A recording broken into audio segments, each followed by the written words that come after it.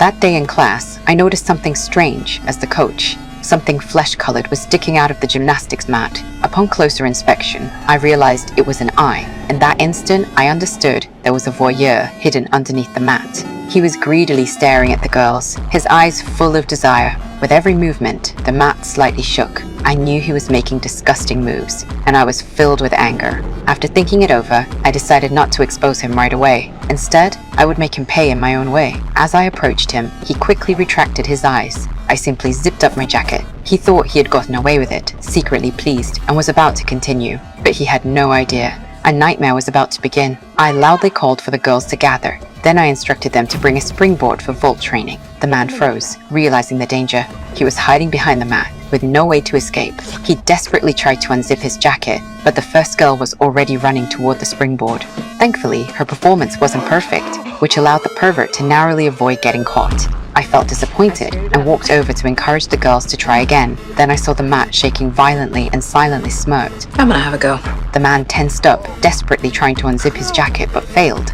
Without giving him a chance to react, I stepped forward and demonstrated the move. I ran, leapt, and landed my feet squarely on his chest.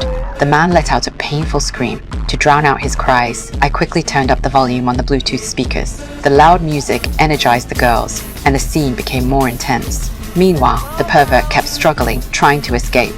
But no matter how hard he tried, the zipper was stuck. The girls continued their performance. The first student crushed his knee with perfect precision. Then, one after another, the other girls took their turn, stomping on his body. He tried to use his hands to block, but it was useless. With each blow, blood trickled from the corners of his mouth.